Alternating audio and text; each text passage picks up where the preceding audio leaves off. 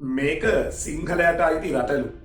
සමහරු කියනවා සිංහලයට අයිති රට නෙමෙයි කියලා. තවත් සමහරු කියනවා මේක සිංහල රට කියලා කවුරුත් කියලා නෑ කියලා. ඉතිහාසය නොදන්න දන්න හැමෝටම ඔට මතක් කරලා දෙන්නද? සිංහල කියලා කියන වචනයත් එක්ක සිංහල දීපය කියන වචනය ලෝකය පුරා ඉතාම ජනප්‍රියයි. දැන් ඔය සිංහල නෙමේ කියන රටේ අතීත නම් ටික පොඩ්ඩක් හොයලා බලන්න. සිංහල දීපේ අරාබි ගුරුව තමයි සෙරන්ඩිප් කියලා කියන්නේ. සිංහල භාෂාවේ සිංහල දීපය කියන අර්ථයෙන් තමයි පෘතුගීසීන් සෙයිලෑන් කියලා කියන්නේ. ලන්දේසීන් සීලෑන් කියලා කියන්නේ. ඉංග්‍රීසීන් සිලෝන් කියලා කියන්නේ. ඒ සිංහල දීපය කියන අර්ථයෙන්.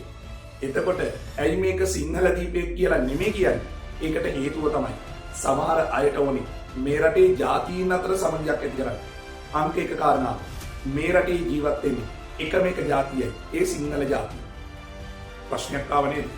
මුස්ලිම් ජාතිය කියලා. එහෙම ජාතියක් අපිට සංසුද්ධ වශයෙන් වෙන් කරගන්න බෑ. මේ රට ඇතුළේ ඉන්න මුස්ලිම්වරු කියලා කියන්නේ සිංහල ජනතාවගේම ආගමික වශයෙන් වෙනස් වෙච්ච කණ්ඩායමක්. දෙමළ ජනතාව ඉන්දියානු දෙමළ ජනතාවට වඩා වෙනස්. ඔවුන් ලංකාවේ සිංහල සංස්කෘතියත් එක්ක හැදුණු දෙමළ ජනතාවක් ඉන්නේ.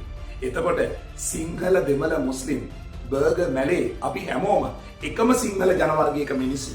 ඔබ සිංහල බෞද්ධයෙක් වෙන්න පුළුවන්. මතක තියාගන්න මේ රටේ සිංහල ඉස්ලාමය අදහන අය ඉන්නවා. මේ රටේ සිංහල හින්දු අදහන අය ඉන්නවා. වැඩි ජනතාවක් ජීවත් වෙනවා.